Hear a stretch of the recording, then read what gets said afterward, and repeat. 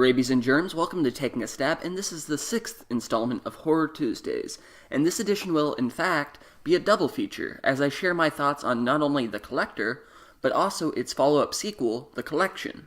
A reason I wanted to share my thoughts on this film series in particular is because I was always surprised the series' antagonist and the series itself never succeeded the way I thought it would have. The script for the first film, The Collector, was originally called The Midnight Man, and Marcus Dunstan and Patrick Melton originally shopped it as a prequel to the Saw franchise, a franchise they'd formerly been involved with. That obviously didn't happen, but in my opinion, although I wouldn't necessarily enjoy it as a prequel to the Saw series, I think The Collector could have worked well as a successor to the series that, by 2009, had already jumped the shark.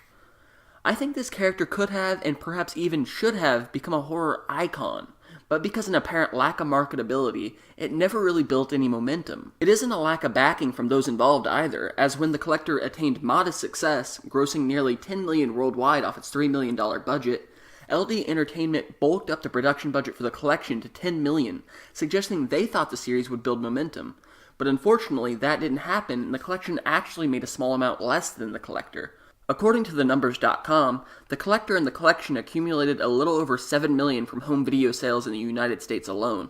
And with foreign sales and profit from streaming services, for instance, I watched The Collector on Hulu and The Collection on Netflix, the series has likely covered its damages, but whether I like it or not, it doesn't appear as though there is enough demand for the rumored Collected film to ever come to fruition.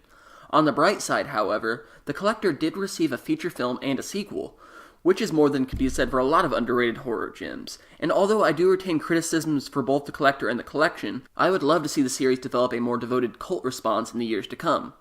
With that said, let's delve in as I share my thoughts on the first film in the series, The Collector. In the film, the main character is a man named Arkin, an ex-convict who finds work as an everyman.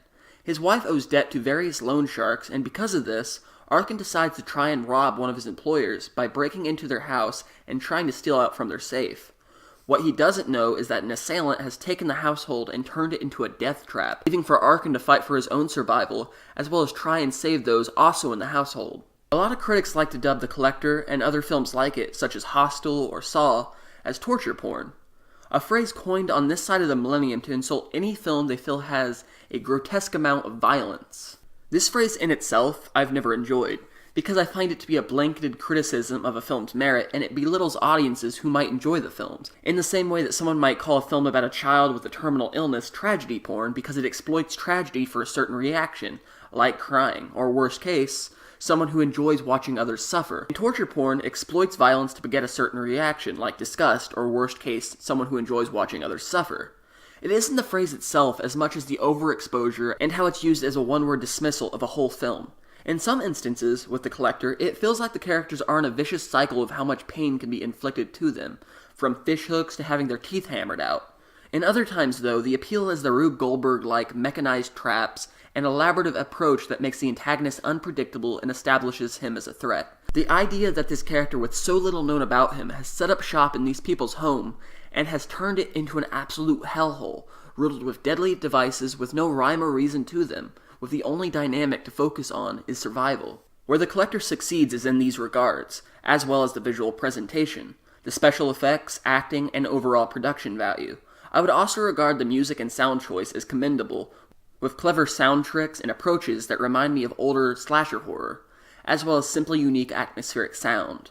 The film carries a grainy, greenish aesthetic that resembles the Saw films, and although I intended to regard this as a criticism when I first started watching the film, it doesn't bother me, and I think it might even add a certain thematic atmosphere to the film. Meanwhile, although the film doesn't go all out with the traps, their presentation of them is a lot of what made me excited about the prospect of the film sparking a horror franchise. The acting itself is something I enjoy as well. Josh Stewart doesn't provide the most enthusiastic of performances, feeling understated and perhaps one might even argue as robotic or stiff. Regardless, I couldn't shake the sincerity behind the performance, and felt that it acted as a proper everyman template, or even a performance resembling Ryan Gosling's performance in Drive, which feels like a peculiar comparison. But what I mean is, while the characters involved might be underdeveloped, they don't off-put the concept or try to suggest them as having more depth later on in the film, and yet he carries a quiet, panicked intensity throughout the film as well. The Collector isn't a great film. and a lot of its enjoyability relies on the novelty of its concept and only partially on the quality of its execution. While it doesn't have strong characters, and it may not be as elaborate or creative with the traps as I would have liked, it does bolster a threatening atmosphere that's raw and gritty, a mysterious but dangerous antagonist that's greatest strength is also a significant flaw, what with his lack of explanation, a good everyman lead, and it kept me invested before its weaknesses brought it apart. It's a neat little home invasion horror film. Now I'll be sharing my thoughts over the sequel, which means if you haven't seen The Collector and have interest in doing so, you'll want to wait until after you see that film, because key points for this film directly spoil events from the first film. The Collection arrived about 3 years after The Collector and brought with it the same writers, a return of Joss Stewart as the film's main protagonist, and Marcus Dunstan once more held the reins for the film as director. Carrying where the first left off, Arkin is able to escape from the Collector's clutches, and in his place, a victim finds herself trapped inside of one of the Collector's trunks. Arkin is recruited by a man trying to find the young woman, who he is a friend of the family to, and from there, our film unfolds. Like the previous film, The Collector received negative reviews from critics, although it's arguable they were less critical than they were with the first film. For instance, the Rotten Tomatoes percentage is a notch higher. Regardless, most horror-devoted tend to agree that The Collection is an inferior film. Getting this out of the way from the get-go, The Collection is an inferior film. In fact, referring to The Collection as an inferior film is an understatement. It's clear from the early minutes that the sequel boasts a more robust budget than its predecessor, delving straight into the bloodshed in a high-scale fashion. While the Collector film had a more contained and simplistic concept, The Collection implements elements of action into it, and what feels like a lot more testosterone, for lack of a more apt description. I talked about how I thought this series could amount to the next horror icon, and I meant that when I talked about the first film. This film, on the other hand, makes a lot of odd decisions I can't say I stand behind. In particular, while I said the mystery behind The Collector was a strength and weakness in the first film, in this film, the answers we're provided are highly underwhelming and greatly damaging to the character. When I watched the first film, I think my suspension of disbelief was always answered by the fact I never thought of The Collector as being of this world. The traps were unrealistically thorough, and the conclusions I came to when left to my imagination were much more satisfactory than what was given in this film.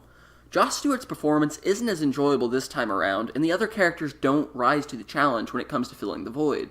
Otherwise, though, and more importantly, this film feels explanatory and very dull. In fact, while I enjoyed The Collector, The Collection is the film that reminds me that the individuals involved with the production of this film are the ones involved with the production of the later Saw films.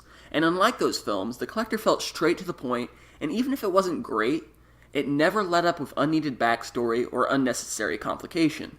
The Collection, on the other hand, does so. The most exhilarating aspect of The Collection happens in the first few minutes of the film, and thereafter, it feels like it steers off the road and crashes so hard its wreckages damage the original film. I don't think the quality of this film is what kept the Collection series from a third installment, because I think if it was on par with The Collector, it still wouldn't have delivered well, but I do think it softens the blow for me of the series not receiving a third installment. Wrapping up, those are my thoughts on the series. With the first film being an enjoyable gem of a horror film, like I said, and the sequel not only failing to build on the more promising prospects, also backpedals, delivering a messy, mediocre film. That's really my thoughts on the series. Feel free to let me know in the comment section or with a video response what you thought of the two films. This has been Taking a Stab's Horror Tuesdays. My name's McConnaughay, and I'll see you next time.